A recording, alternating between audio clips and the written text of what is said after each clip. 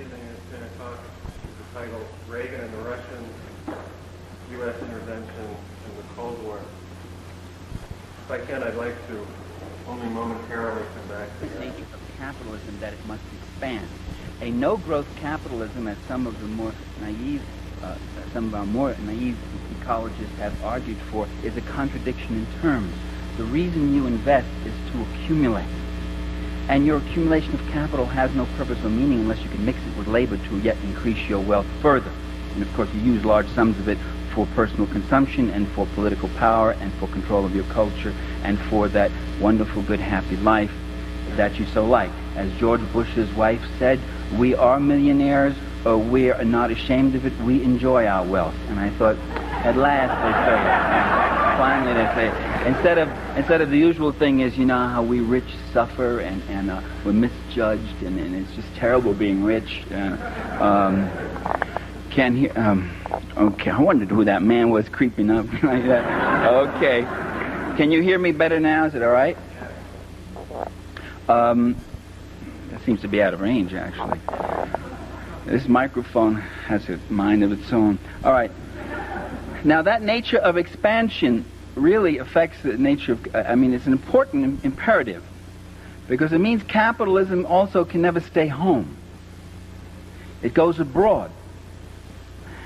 If you ever saw the film Controlling Interest, there's a corporate president who says, those corporations that stayed regional in New England years ago and decided not to go national, we can't even remember their names. They died. We had to go national. And those of us who are now national know we have to go international. We have to invest abroad. So one of the laws of capitalist motion and development is this inexorable expansion. And that means expansion into an expropriation of the third world. A process that's been going on for about 400 years, perpetrated by the Portuguese, the Spaniards, the Dutch, the Belgians, the French, the English, and most recently, most successfully, most impressively, by the Americans. That is by the ruling classes of these countries, not by the ordinary people. The ordinary people simply paid the costs of empire. The ordinary people simply sent their sons off to die on the plains of India or in the jungles of the Congo or in Latin America, wherever else. But that expropriation of the third world has been going on for 400 years, brings us to another revelation, namely that the third world is not poor. You don't go to poor countries to make money. There are very few poor countries in this world. Most countries are rich. The Philippines are rich. Brazil is rich. Mexico is rich. Chile is rich. Only the people are poor. But there's billions to be made there, to be carved out and to be taken. There's been billions for 400 years.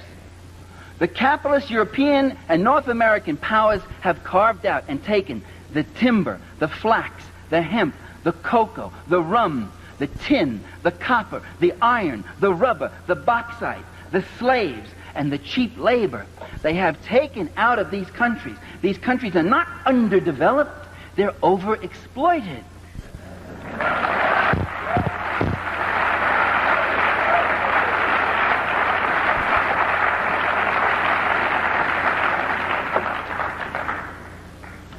One of the countries that had a great deal of Western capital in it was Tsarist Russia.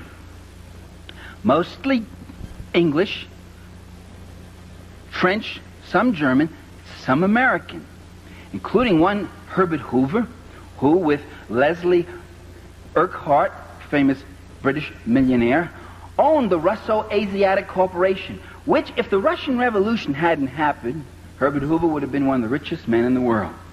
And years later, when he was President of the United States, in 1931, when 1/3 of this country was unemployed, when people didn't have enough to eat, when people were driven to the edge of desperation, President Herbert Hoover said to the San Francisco Examiner, he said, "My greatest ambition in life is to see the overthrow of Bolshevism in Russia." There came, with the Russian Revolution, a break in the fabric of international capitalist history.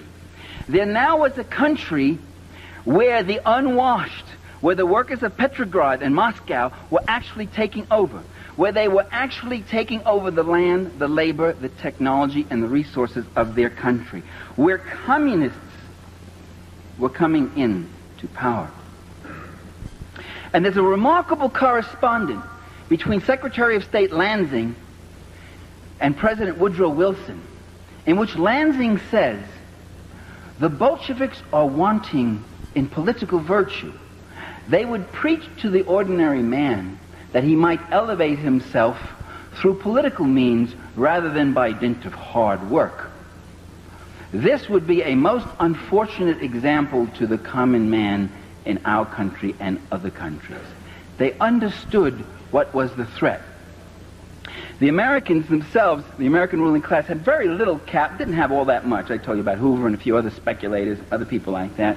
But they joined in with 14 other nations to invade the Soviet Union, to overthrow the socialist government that had just been put in after the Tsar was overthrown.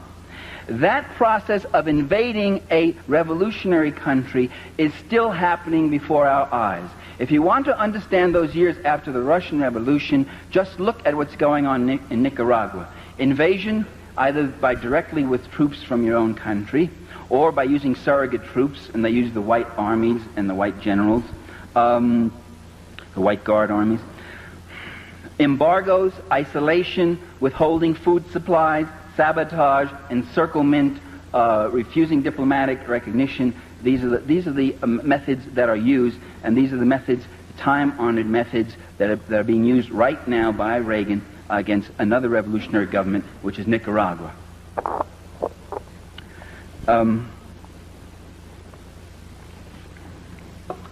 That process, this water has ice cubes in it that float right down your throat. That process of encirclement and destabilization continued right until World War II. On the eve of World War II, Foreign Minister of the Soviet Union named Litanov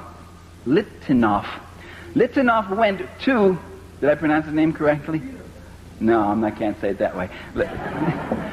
Went to the Western powers and called for an alliance with England, the United States, and France against Nazi Germany.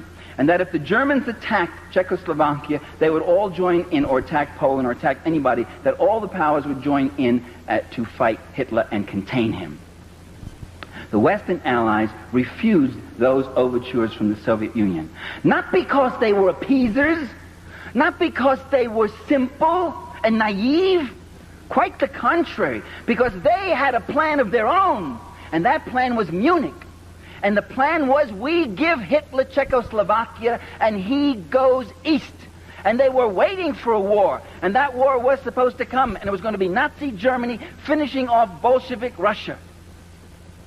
Just as they had sent armies in against Russia just a few years, less than a decade before, so they now plan to do the same. And so they've done again and again. And that war was fought, and most of it was fought on the Eastern Front. 7 out of every 10 German soldiers who died in that war died on the Eastern Front. The scale of fighting was enormous.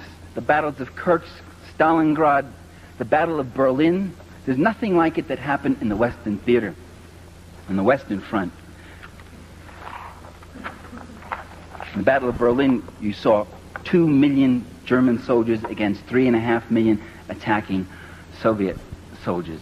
The losses were stupendous. But at the end of that war, the Soviet Union emerged as a major power. Very weakened, very much weakened, having lost most of its industries west of the Urals, having lost 20 million people. Most of its transportation, by the way, at that time was still by horse or oxen in most areas for most of its population. But it still had the Red Army. And yet it was not an army that had any intention of marching through Europe. Although that was a NATO myth that was cultivated at the time. And there's an interesting set of documents that just came out in the American Historical Review which point out now that the West and the State Department never really believed that the Soviets were going to invade Western Europe. That was a myth which they consciously propagated. They knew that after an exhausting war, the last thing the Russian people would ever go for, or the Russian leaders themselves would ever go for, was another war. There was no sense, they had no interest in such a war. The war they fought against Germany was defensive. and they wanted to rebuild their country. That was a myth that was consciously propagated, that if we don't stop them, if we don't build NATO, if we don't double, triple, quadruple our defense forces, the Ruskies will be marching under the Arc de Triomphe. The point of all of what I've said so far is just to point out to you that the Cold War did not begin in 1947, but it began in 1917. That the Cold War has been going on even before the Russian Revolution, in the sense that the U.S. has been consciously, and other Western countries have been consciously suppressing any kind of revolutionary forces. When Ronald Reagan says that we've got to stop the Sandinistas and overthrow them because they are an extension of Soviet power, we might ask ourselves, we've been in Nicaragua 11 times, and at least 5 of those times there was no Soviet Union. We've invaded Costa Rica, we've invaded Haiti, we've invaded Mexico, and there wasn't the Soviet Union. We invaded these countries long before there was a Soviet Union. It's not that they're surrogates of the USSR, but that they are developing revolutionary movements which will bring a competing social order, one that will use the land, the labor, the resources, technology, and capital in a different way, for social need, communally, for non-profit, public sector development, rather than for private capital accumulation. This would mean the death of capitalism, of that class with its power and privileges, with life as they love it, and hold it, and will fight tooth and nail to defend it. As Mrs. Bush said, we enjoy our wealth. The U.S. empire at the end of World War II replaced Britain. The Brits were eased out of Iran. British oil companies were replaced by American oil companies. British sugar companies in Honduras were eased out by American sugar companies. And America also picked up the tab.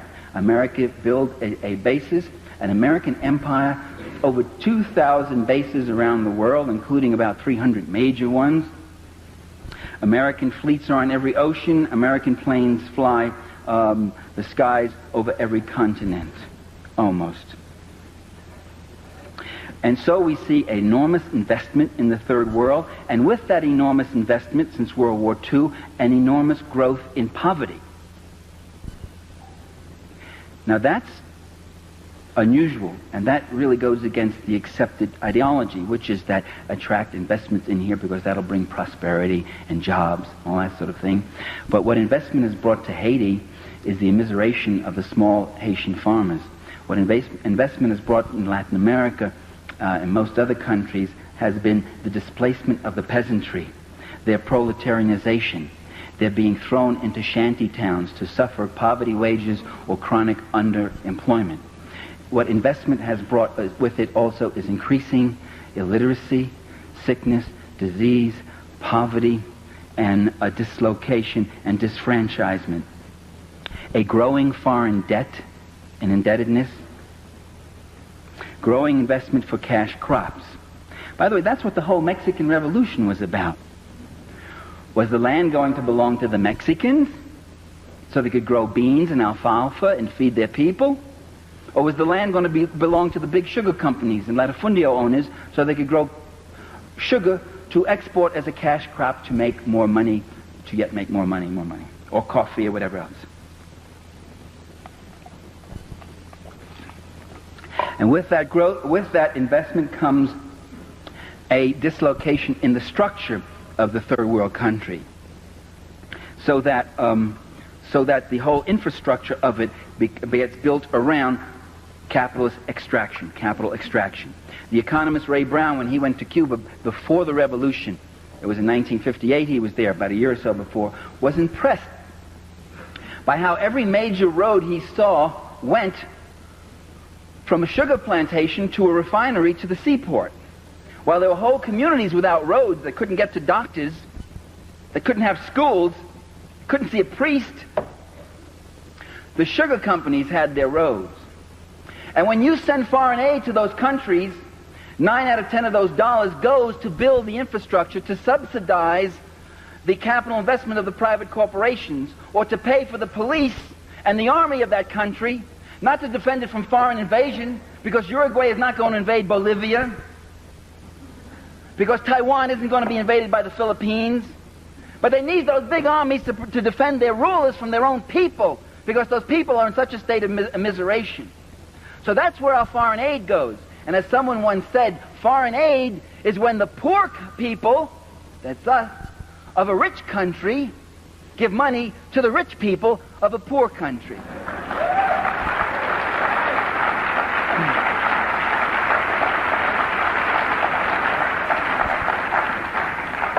And when Kenneth Boulding gets up and he says, an economist, and you can see when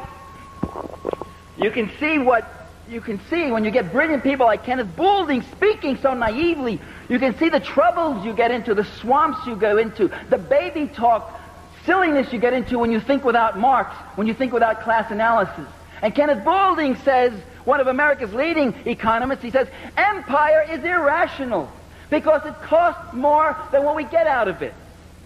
The British, it cost them more in India than what they got out of it. The American investment in the Philippines is only about $3.5 billion, but we had to give them about $6 billion in aid. It costs us more than what we get out of it. And that's when you think without a class analysis, because as we know, as you're going to know before the evening's over, that it's very profitable. Because the people who have the $3 billion investment aren't the same ones as the people who paid the $6 billion. As Thorsten Veblen said back in 1909, and Boulding should have read him even if he is a Marxist, as Veblen said, the wealth that's extracted from imperialism goes into the coffers of the select few, whereas the costs of empire are paid out of the common treasure of the people. And so it was with the British Empire in India. It was the Brits, the ordinary working people, who paid for the cost of empire. It was the Bank of England and the East India Trading Company that got the cream. And so with the Philippines, right? Of course, with a good skim to your collaborator, your comprador there, what he got just in shoes.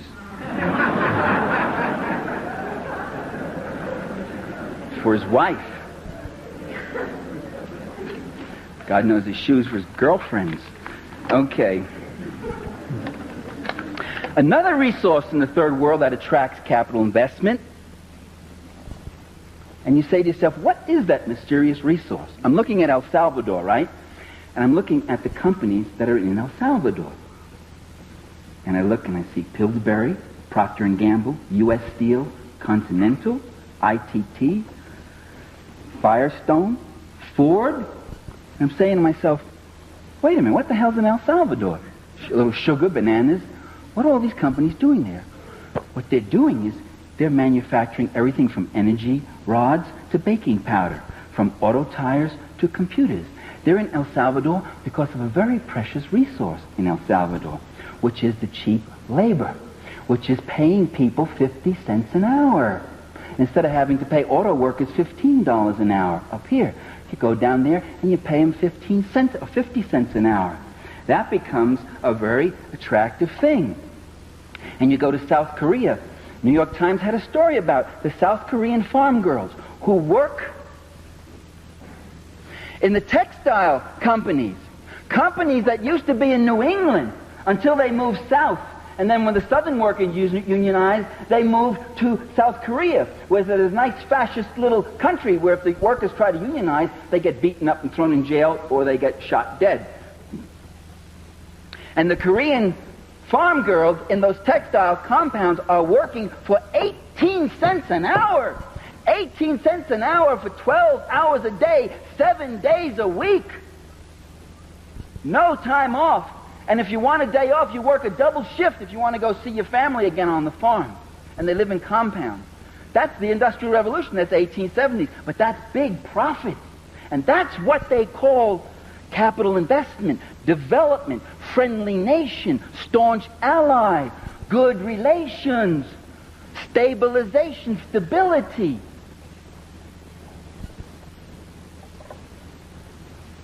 And General Motors, when they tell you, ladies and gentlemen, that they've got to pave over Detroit and they've got to close down factories because the cars aren't selling as well as they should, what they don't tell you is that in the last 10 years, General Motors has opened up a dozen new factories in other countries for the reasons I've just talked about. So here's another resource. This, in fact, is the key resource, the resource which is the source of wealth, along with natural resources, which is labor. Because one thing about labor, it's one of the commodities of production. It's the one commodity that does not use up its own value entirely in that process of production. It creates wealth. Now there's another development, though, that's come with all of this. And that other development is that revolutionary movements have been emerging all around the world, these competing social orders. And so they must be targeted. Now the United States has given a number of reasons for why, Ronald Reagan has most vividly recently, for why we must go on with our military buildup and our intervention in third worlds, why we must attack countries like Nicaragua, why we must oppose guerrilla movements in El Salvador, why we must try to overthrow Afghanistan, Angola, Mozambique, Guinea-Bissau, and various other countries where the forces of social change are taking place. And the reason they give is the freedom of the people there for democracy. We are in Central America to defend democracy. Well, a moment's reflection would raise some serious questions about that hypothesis, because it becomes clear that in fact the U.S. government has a record in recent years of overthrowing democracies. In Chile, Salvador Allende, elected in a free and open election, was overthrown. 10,000 people were executed. Tens of thousands of others were driven into exile. Others have been put in prison. And you have one of the worst fascist dictatorships, all with the support of the United States, which after Allende's election cut off all aid except to the Chilean military. In Guatemala in 1954, the Arbenz government was instituted, and Arbenz legalized all student organizations. Students were very powerful. The first democratically elected president of Guatemala. Arbenz legalized trade unions, opposition newspapers, and then he started doing some very dangerous things. He began to nationalize the unused land of United Fruit Company. And that's when U.S. corporations and the CIA went in and overthrew Arbenz. And that's a matter of public record, by the way. The CIA, the Eisenhower administration, admits that. Eisenhower proudly boasted of how the CIA overthrew Arbenz, because he was a serious leftist influence. And so with Mossadegh in Iran, so with Goulad in Brazil, so with Bosch in the Dominican Republic, so with a variety of other democratic leaders, at least 6 or 7 in Latin America, who were overthrown and generals brought in with the aid and assistance of the U.S. government. So it can't be that we're there to foster democracy. We seem to also make war against democracies. And in addition, we support some of the worst dictators. If Reagan is really against tyranny, if he really hates tyranny, why doesn't he send freedom fighters into Paraguay or Chile or South Africa? Why doesn't he start sabotaging there, putting a squeeze on them?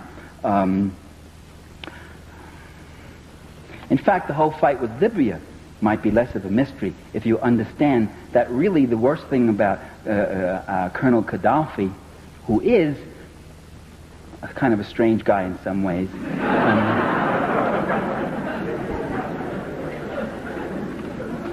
but not as strange as the media has made him out. He has called, you know, and you don't know this, most of you who laugh, he has called repeatedly for negotiations between him and Reagan, for peaceful negotiations, for peaceful settlement of all disputes, and the Reagan administration has repeatedly rebuffed those overtures. That isn't put in the press. I'm not blaming you for not knowing it. You're not going to read it in that rag that I saw out there, that Colorado thing that said, terrorist targets hit in Libya. He has done that, and he's done some other things which make him really dangerous. It's not the terrorism. It's not the attack on the Vienna and Berlin airports, for which they have no proof that Libya was involved, and which they have proof that the terrorists came out of Syria. The troublesome thing about Gaddafi is that when he took over in 1969, he took over a country that was like Saudi Arabia, a country of mass misery, A lot of rich oil that went into the pockets of a few rich. And when his colonel's revolution took over, they got rid of the rich. They took all their extra houses and gave them to the poor. They put out a land reform program. They put out a public free school program. They started a national health medical program, something that we Americans still don't have. The Libyans have it. He planted 40 million trees and started massive irrigation and ecological reclamation. These are some of the things that Gaddafi did, and that's a dangerous example to the Arab world. He took a bigger chunk of the oil revenues and reinvested them into the needs of his own people, and the per capita earnings of the Libyan people are the highest in the Arab world, the highest in the third world. You didn't hear that in the media, did you? You didn't hear that on Dan Rather's Tonight. That's what's dangerous about Gaddafi.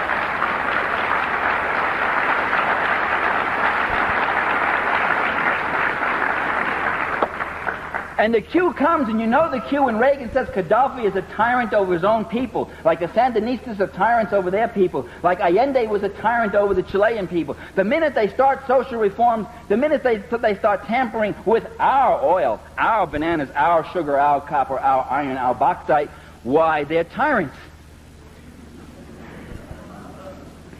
The second myth that's given to us is that these revolutionary governments are hostile to us. And that's why we oppose them. Right-wing dictatorships get along with us. They're friendly to us. Why is that, though? What is it about right-wing dictatorships that make them so friendly? What are they being so friendly about? What is the community of interest that they have? I'd already explained it, I believe. It's a common class interest. And the left-wing guys come in, but they're hostile to us. Well, that doesn't really seem to be true, though. The first thing these left-wing governments do when they come into power is ask for friendly diplomatic and economic relations with the U.S. Certainly that's what the Sandinistas did. They honored the debt that swindler Somoza ran up, and they asked for closer economic relations. That's what the Cubans want. Every socialist country, from a huge power like the Soviet Union to a small power like Vietnam or Cuba, to a mini-micro power like Grenada under the New Jewel movement, every single one of them asked for more trade, normal political, economic, and diplomatic relations with the United States. Not necessarily out of love, but because they saw it in their self-interest, because their interest was to develop their own economies and to have peace and security on their borders, to invest less in military defense. There was even an article on that in the New York Times in which Fidel Castro makes that point. We want to spend less on our military defense. It doesn't make sense to the Cubans. Why must they go 16,000 miles away to Japan to buy school buses? That's where the Cubans get them. They go 16,000 miles away when they could buy them right from Florida, 90 miles away. Why must they get their medical supplies from China and Czechoslovakia when they could get them from the U.S.? Cuba has the largest import tonnage costs of any country in the world because of the U.S. blockade, a boycott. So it's very much in their interest to cultivate friendlier relations. There's a substantive thing there, much firmer than love. No one's claiming they love us. And love, after all, you know, is a volatile emotion. It comes and goes. Much firmer than love is self-interest, and therefore the basis for some kind of normal relations with those countries. No, my friends, it's really the Reagan administration that runs with terror whenever there's the first sign of friendliness from a socialist or revolutionary country. Reagan, as Tom Wicker said, in regards to the Soviet Union, for instance, in armaments, Reagan will not take yes for an answer.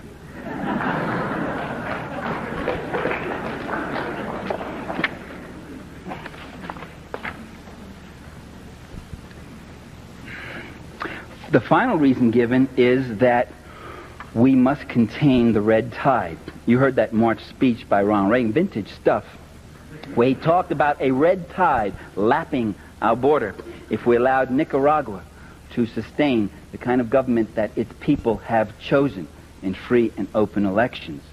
If we allow that, our own security is at risk. And you can see that superpower 60,000-man army of the Sandinistas cutting a swath up through Guatemala, Mexico, Texas, right up here into the heartland, right into Boulder, Colorado, dancing with your daughter and your sister. Do we want that?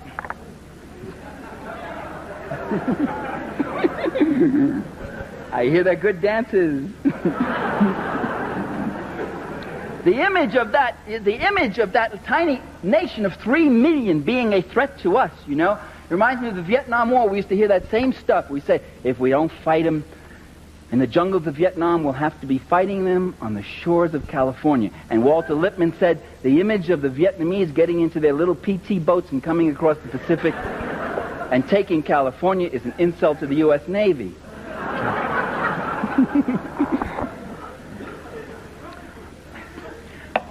It's very hard to convince the American people that they should send their sons, and maybe, who knows, someday even their daughters, to go fight and die in some jungle to make the world safe for United Fruit Company or Chase Manhattan or Procter & Gamble or ITT.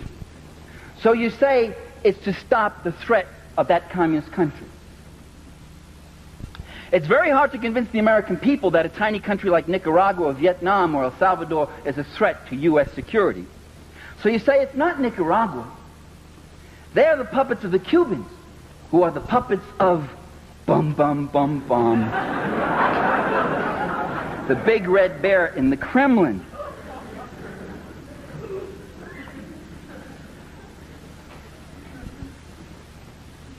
And yet again, as I just said, these countries continually want friendly overtures, continually want friendly relations, including the Soviet Union. What we hear also is that there's another pernicious element, and the thing we have to stop in these countries is a thing called communism, and that there are communists in these countries. It's time, ladies and gentlemen, brothers and sisters, it's time we ask, what's a communist? What does a communist do that is so dangerous? They would have us believe that communists merely hunger for power rather than wanting the power to end hunger. They would have us believe, well, the New York Times, let me refer to an editorial where they describe the undesirable and offensive Managua regime. By the way, these countries don't have governments, they have regimes. You'll see that in the newspapers all the time. We have government. And I said to myself, what is undesirable and offensive about Managua? Is it the land reform program, where they took all that massive land owned by those few rich compradors and gave it out to the people who were starved for land? Is it the farm co-ops that they're setting up? Is it the community industries and the public work programs to create jobs for people who have been chronically unemployed? Is it the food program, a ration of beans and rice for every kid in Nicaragua so that nobody, no matter how poor that country is, they're all getting fed? Is it having the lowest infant mortality rate in Central America despite earthquake and civil war and foreign invasion and attack and embargo? Lower even than Costa Rica, which is supposed to be the big show place? What's so offensive about Managua? It is those things in some degree. It is creating a competing social order. It is people, it is those who have been downtrodden, it has been those who have been used as fodder in the capital accumulation process, now claiming back the process of production, claiming back their own land, claiming back their own flag, their own dignity, and saying this country is going to be for us and not for you anymore, gringo.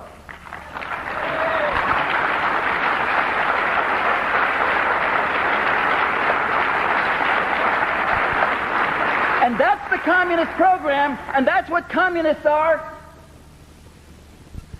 I had somebody up in Vermont say, she got up, and she was one of those trust funders who works on peace a lot, and she said, oh, sorry there. She said, people are saying that the Salvadoran guerrillas are communists, but they're not communists. They're just ordinary peasants. So why are we fighting them? The implication being that if they were communists, it would be okay to go in and pulverize them.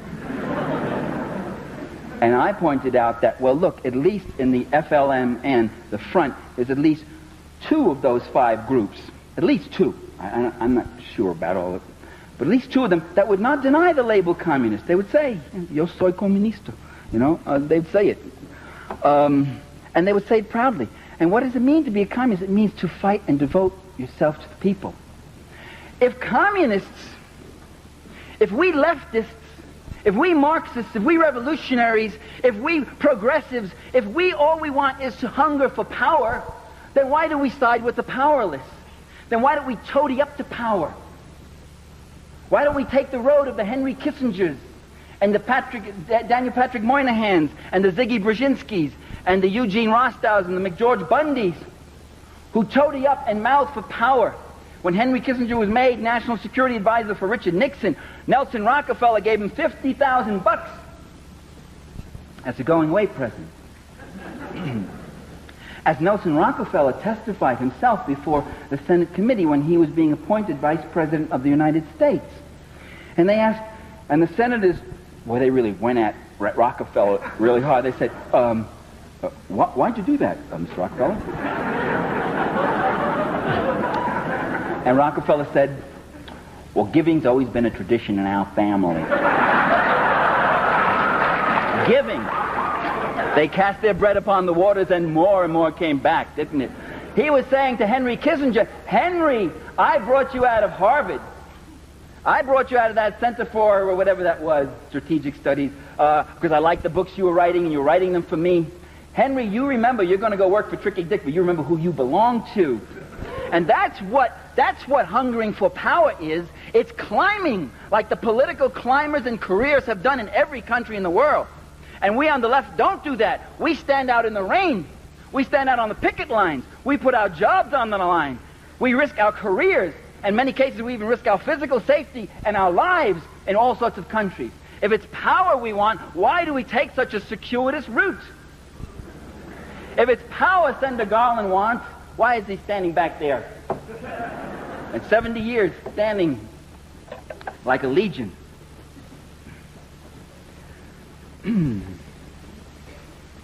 Well, these communists do all these reform things, yes. And liberal columnist Richard Cohen in the Washington Post says, and I think I've heard it about 800 times from different people, we ought to copy what the communists do. Why are we always on the wrong side? Why do we go into these countries and find ourselves on the side of the big landowners, the sweatshop owners, the big corrupt generals who run little prostitution rackets on the side and all that stuff? Then why are we with that element? Why don't we capture the hearts and minds of the people the way the communists do? Why don't we copy their techniques? What are their techniques? Well, communist techniques are very well known. Just the things we just said. They go into the village. They do land reform. They try to bring clean drinking water. They pay for the food they take. They try to help the people organize themselves. That's what they do. But if we did those things, we not only would have stolen their program, we would have become them. Because that's what they were doing. That's the thing we're fighting to prevent. Not we. That's what our government and our ruling class is fighting to prevent. That's why we always go in on the wrong side, because the wrong side is the right side for the class interests of this administration and every other administration that's occupied the White House. So it is the heart of U.S. policy, ladies and gentlemen, to use fascism to preserve capitalism while claiming to be saving democracy from communism. Now, the Soviet Union is a serious problem for world capitalism. First, it's the strongest socialist country. As the strongest socialist country, it is a major target. Second, it has assisted other revolutionary movements, mostly just diplomatically, politically, morally, but also sometimes with material aid. Not much, but rather substantial aid in the case of Vietnam. So, one goal is to try to contain the Soviet Union. The dream is finally to roll back the events of 1917, to undo history, to bring back that time when all the world belonged to us and there were no problems like this. And there became an encirclement of the Soviet Union. The most targeted socialist country in the world today is not Nicaragua, nor even Libya, if you want to call Libya socialist. I wouldn't quite call it that. It's got an erratic leader. He does immature things and says immature things, but he's also dangerous from a class interest, but I still wouldn't call him socialist. The most encircled and threatened country is the USSR. It is the one that is targeted with all these missiles. There is, ladies and gentlemen, those missiles are not the result of an arms race. I maintain that there is no arms race, and there never has been.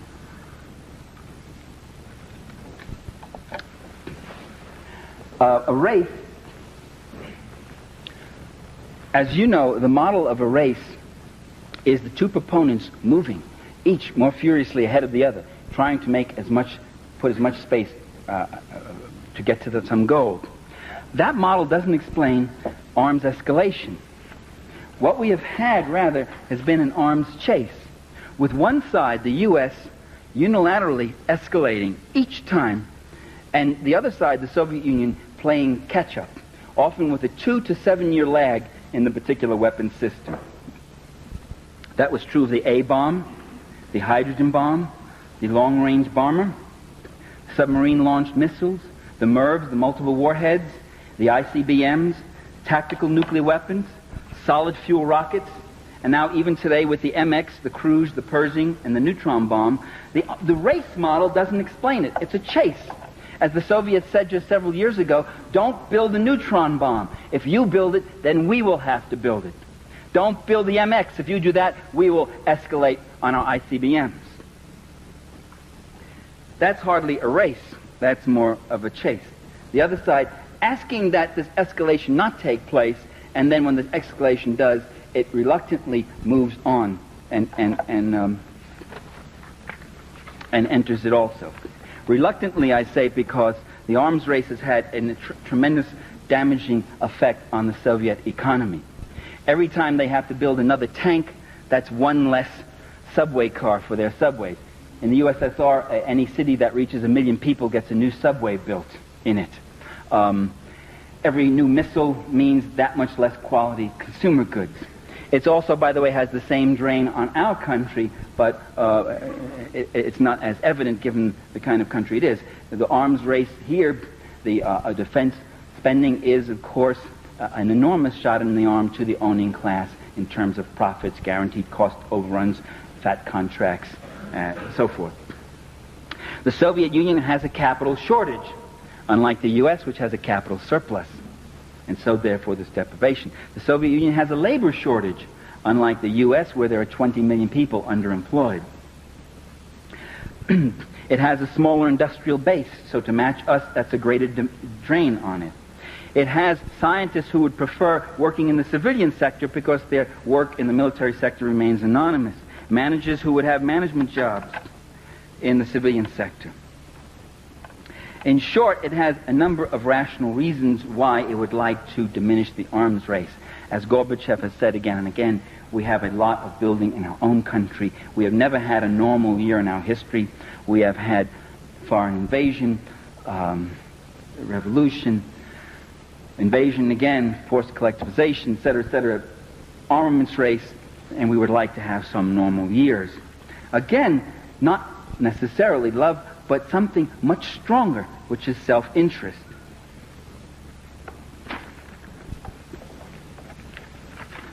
So I would argue that Soviet escalations have been mostly reactive and defensive to U.S. escalations. This is true also if you look at the Soviet Navy.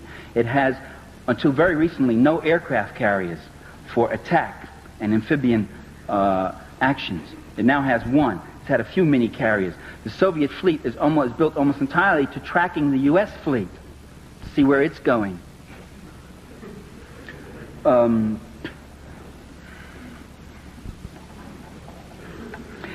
Soviet interest in disarmament is reflected in the proposals that they have made.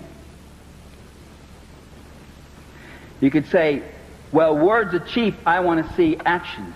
First of all, words aren't cheap. Words count too. What a nation says is reflective of what it's doing. But actual moves also have been taken. For instance, one, the Soviets proposed the eventual disbanding of NATO and Warsaw Pact armies.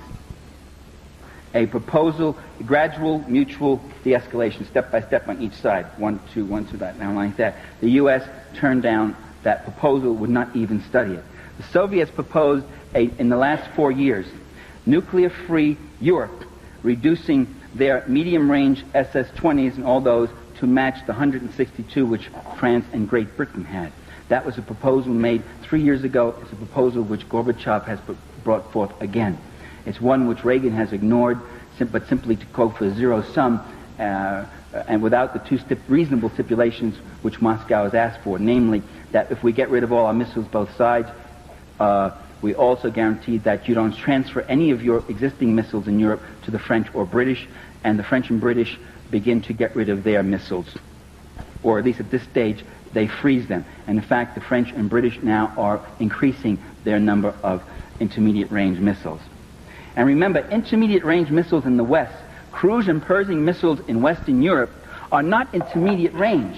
They can reach Soviet soil, so they are strategic. They can hit Soviet ICBMs.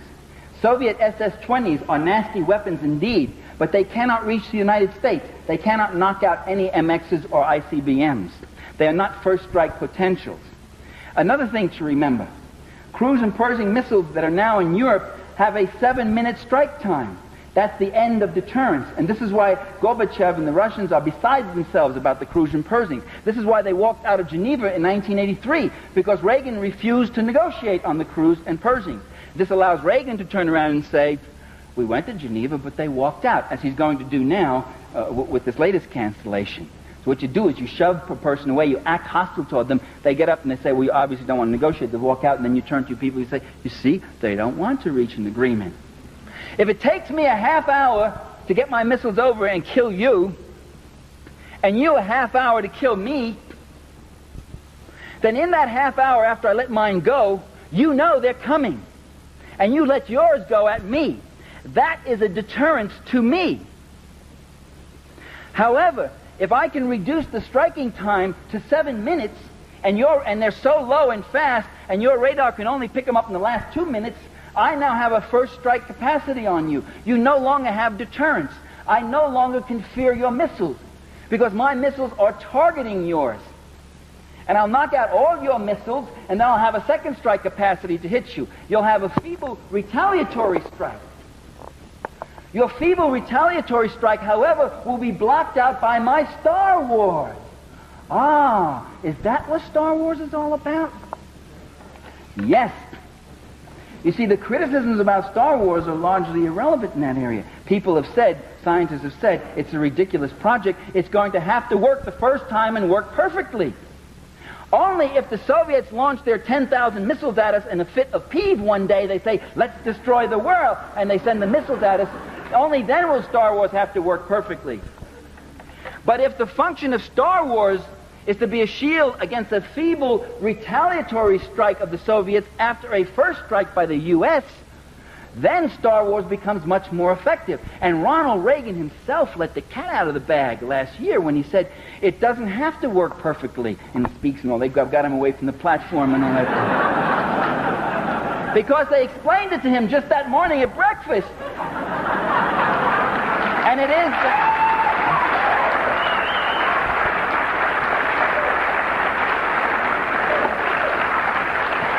that if I can only block out 90% of 10,000 missiles, I'll be destroyed by 1,000 missiles.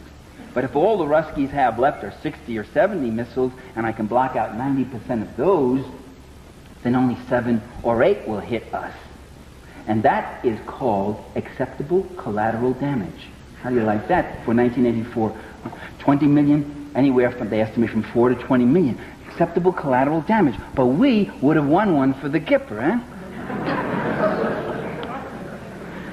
There are nuts in the Pentagon who think like this, ladies and gentlemen. They get big fat military pensions too, and they get big fat salaries, and they got big boards all lit up. They think like that all the time.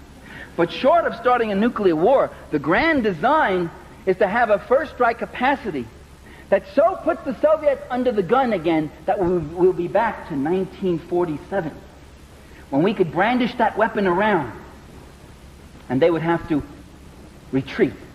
They would have to concede. They would have to pull back in fear. We'd be back to 1962, the Cuban Missile Crisis, when Kennedy sat there and thought of a strike against the Soviet Union.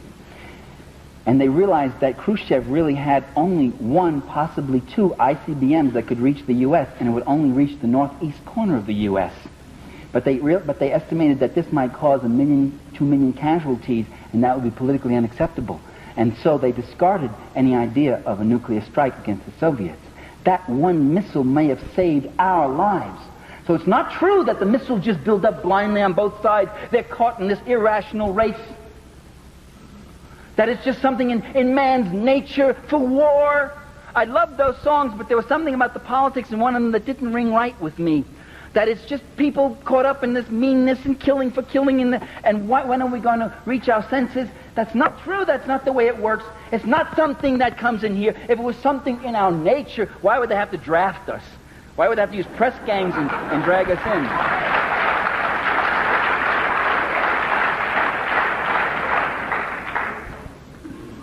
The Nazi leader, Hermann Göring, said, nobody, no poor Slav wants a war, not even a German, not even a German. What does he want to sit in a stinking trench with the smell of blood, listening to the screams of his buddies lying there, quivering with cold and terror? Where does he want to be? He wants to be in his home. He wants to be on his farm. He wants to be with his family. No poor Slav wants a war. You got to drag him out and dress him up and beat the drums and wave the flag.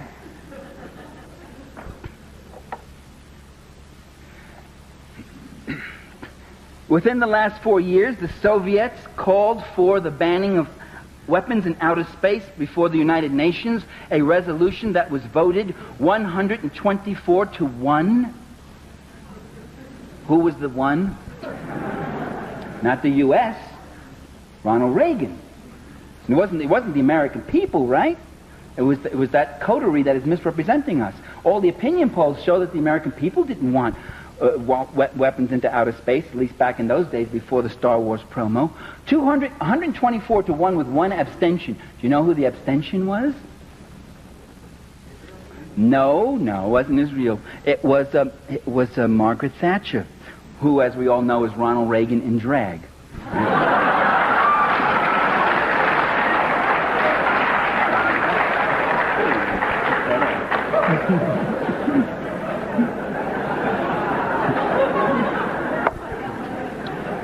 The Soviets have signed a no first use pledge, a pledge that we will not be the first to ever use nuclear weapons, and the only reason they signed that is because they cannot imagine any time when it would be in their interest ever to be the first to use nuclear weapons. They haven't ruled out the possible use of them, and they keep building too. That no first use pledge, the U.S. has refused to sign it. Well, so what? That means less hypocrisy, because when push comes to shove and the missiles are going to fly, they're going to fly, right? No.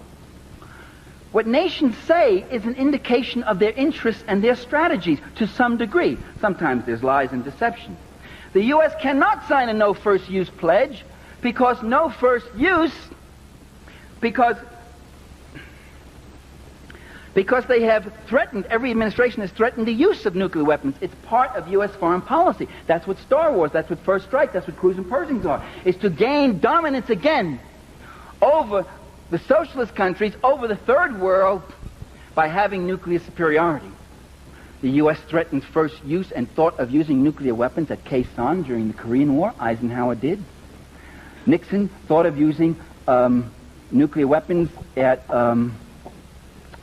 what was that battle?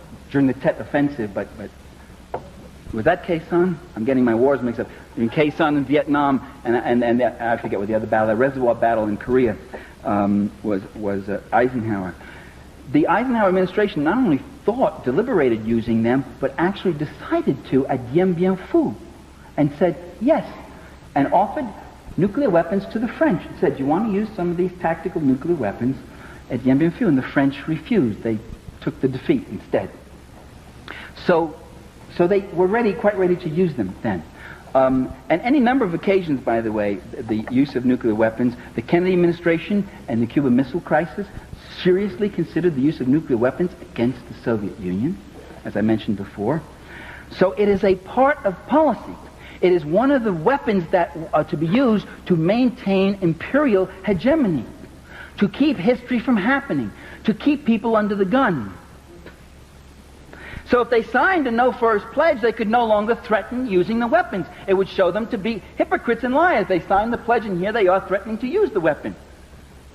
And if they signed the pledge and threatened to use the weapon, this would undercut the credibility of the use of the weapon. Or if they signed the no-first pledge, this would undercut the credibility of the threat of nuclear weapons. And the value of those weapons is the threat. And by the way, it may not be that the U.S. is ready to destroy the USSR. Their ultimate plan is really to get such a superiority with Star Wars, cruise, Pershing, and all that, forward attack, planes and submarines and everything else, that they will just be able to dictate terms, as I was saying.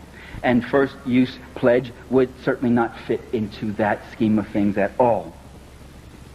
Therefore, the policies are not really totally symmetrical between Moscow and Washington. The Soviet Union, this is one of the best kept secrets in the United States. The Supreme Soviet in February of 1981 voted unanimously to endorse a mutual, bilateral, verifiable nuclear freeze that was virtually identical to the ones which were passed in those 20 Vermont townships and voted in 9 states and endorsed in hundreds of towns and cities in America.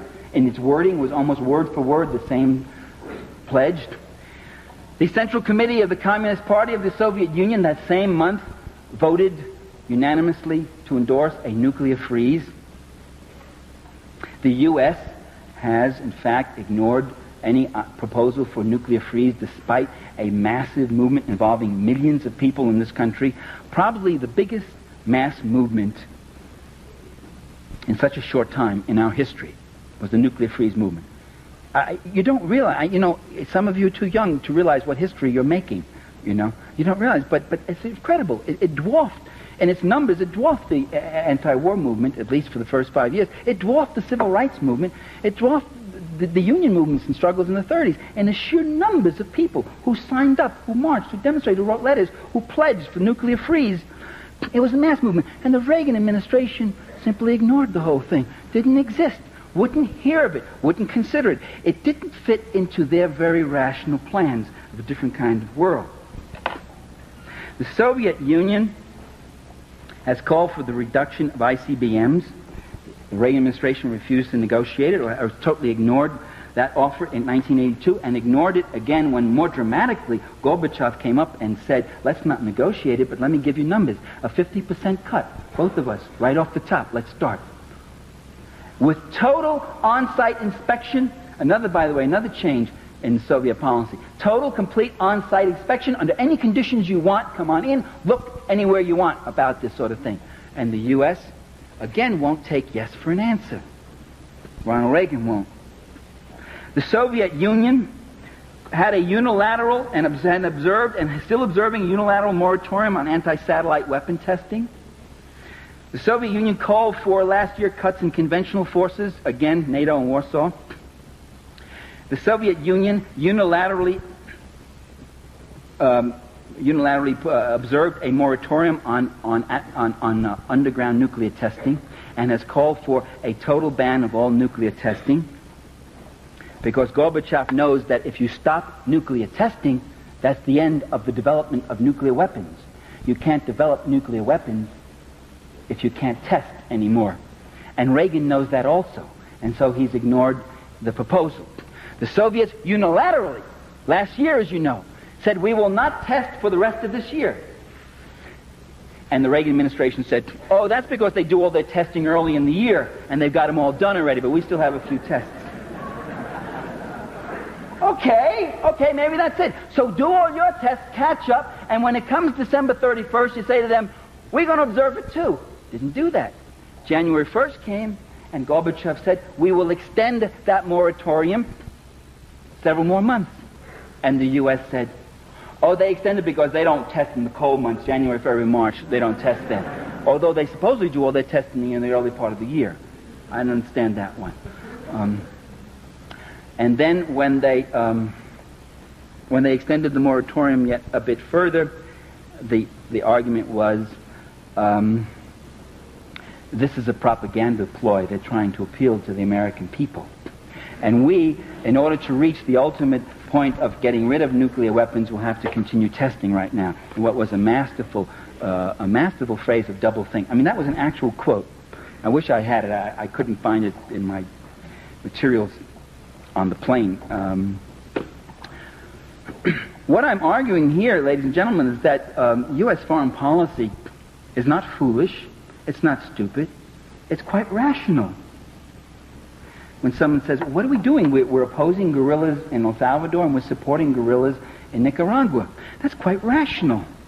Because the guerrillas in El Salvador want to change the social order, and the so-called guerrillas, they're not guerrillas, they don't live with the people and build their base in the country. The mercenaries and contras who are attacking Nicaragua want to bring back the old order. There's a very rational system. They're not foolish, they're not confused, they know what they're doing. It is to defend the class order, to make the world safe for hypocrisy.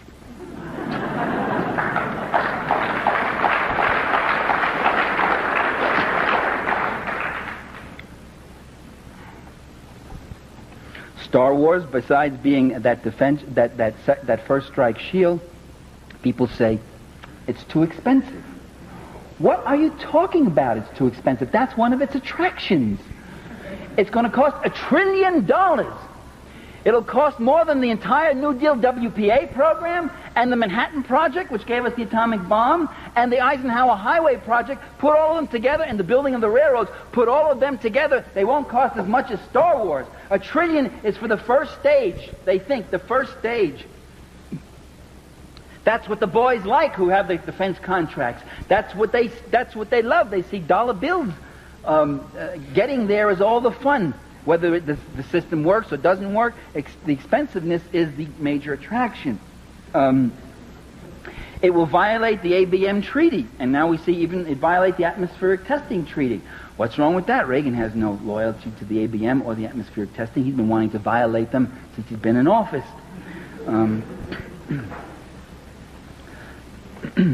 Now, having said all this and giving you this picture, I would like to add something else. That the ruling class rules, but it doesn't rule quite in the way it wants to.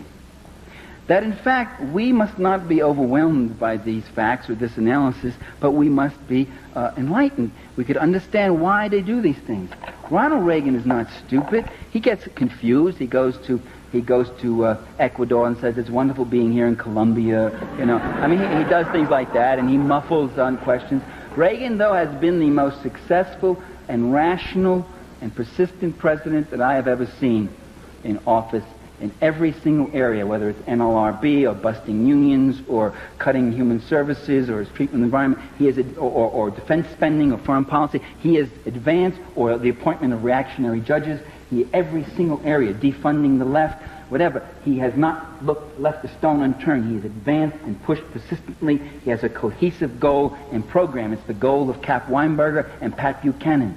It's the goal of the radical right, and he has been rather successful at it, but not completely, because at the same time, in the years that Reagan has been in office, the protest has grown.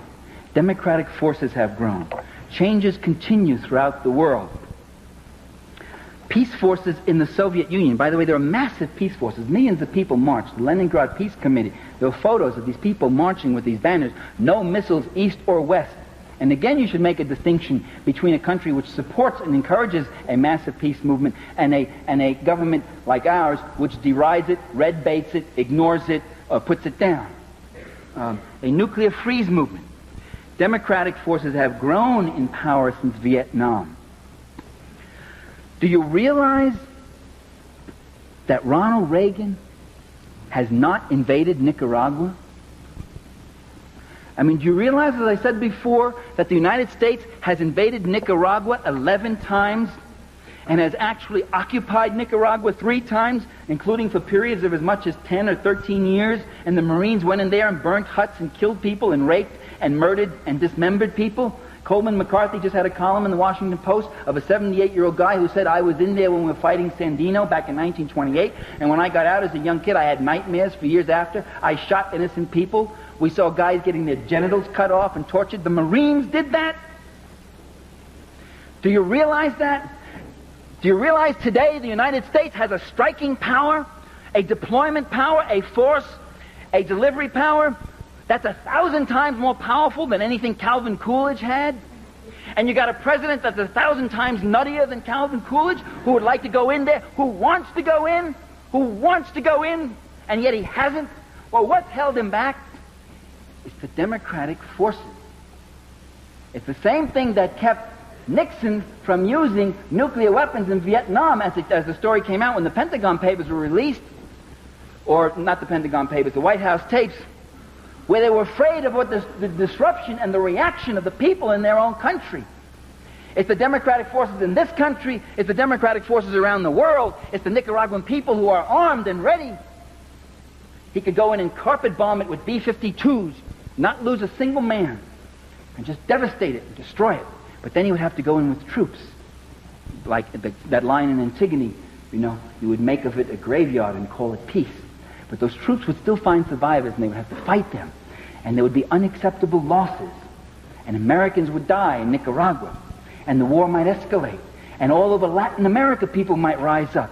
Why do you think those Latin American leaders, those corrupt, rich, comprador, collaborationist leaders, say to Ronald Reagan, we don't want you in Nicaragua, we oppose that policy, we support the Contrador program? Are they suddenly going left on us? No, they're worried about the reaction of their own people. The losses in Nicaragua would be unacceptable. But unacceptable to whom? Not to Ronald Reagan. He wouldn't mind losing 2,000, 3,000, 4,000 American boys if he can take Nicaragua. That's no loss to him. He's got plenty of fodder. He's got it right in this room. He'll have you down there. He had 261 Marines blown away in Lebanon in one day, and he wanted to go back in with more and fight more. Those were acceptable losses to him. That was no skin off his nose. It's his class interests he's worrying about. He kept talking about the emergence of a Lebanese left and Lebanese socialism, and we must stop it. It was unacceptable losses politically. It means that there are political forces that can fight back. That it's too costly to him, not morally. So, we may be stronger than we think. And we must never believe what they try to make us believe about ourselves, that we're weak, that we don't have it, you see. Let me just close with one last little story, okay? Because I've been going too long. I've lived in Washington. I was living in Washington for about 6 years, and I was asked by some Filipino exiles in 1981, I think it was, or 82, to go speak at Lafayette Park. At the White House is right across the street from Lafayette Park. I always tell friends, I speak at the White House a lot. And with a big megaphone, and I speak at the White House. I said, you speak at the White House? Yes, I speak at the White House. With these microphones. And so there I was, speaking, And these Filipinos were so appreciative, it was so moving to me. Oh, Michael Parenti, would you speak? And so I give this speech and I talk about the Philippines. What I said to you, the Philippines are not a poor country. Only the people are poor. It's rich and they should deserve their own heritage, blah, blah, blah. And I said this whole thing and all. And here's this little band, about 200 people, about half Filipino, half American. And and I look at this, and then I look across at the White House. You know what I see? I see about 600 police. Their helmets, their guns, rockets, fists, everything, cars, whoop, whoop, all this stuff, all over there. And I see limousines, a fleet of limousines comes up. It's Marcos, President Marcos, coming up to the White House porch. You can't see the actual porch, it's blocked off, but you can see the limousines go up there to get hugged and kissed by Ronnie Reagan, because he's a great defender of democracy, this Marcos. And I see this, and I see all this display of power. And I see these Filipino heavies, the securities, they come around, they're looking at the Filipinos, like checking them out. They recognize anybody. And I'm standing there with our brave little band of 200 people with our signs, and we're walking around chanting. And I do what a lot of people do in this situation. I start to bleed inside. I start to say, my God, look at that power, look at that wealth, look at the force. And we got this little band of people, And then after I gave my talk, I wandered over to, we had a fence up and we had a display of pictures of Filipinos who have been tortured and found dead, grisly photos by the Marcos people. And a Marcos security guy, a Filipino thug, plain clothes, comes walking up, and he looks at the pictures, standing next to me, and he goes, and he sort of smirks, like, and I never had such a feeling I wanted to really, give him one upside his head, but I've outgrown those days. So. And I'm saying, look at this, they got it all, what are we going to do? And look what's happened 3 years later. Just look what's happened. This incredible transition. Democratic forces mobilized, and this Marcos just blown away. Just remember who has the source of power. When the people get it together, they have a strength like nothing seen. When the democratic forces move, the forces of reaction must retreat. And these great generals and dictators and presidentes who sit there in their big palaces with their boodle and their corruption and their bayonets and their guns and their spies everywhere, they get thrown off just as a stallion would thrown off a little fly. So we speak truth to power. Just remember that.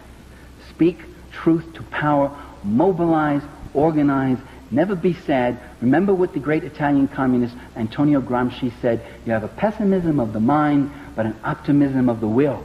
You see the worst, you consider the worst, you work against it, but in here you work for what is freedom, for what is justice, for what is right. It is our destiny, it is our future. The future itself depends upon it. Thank you.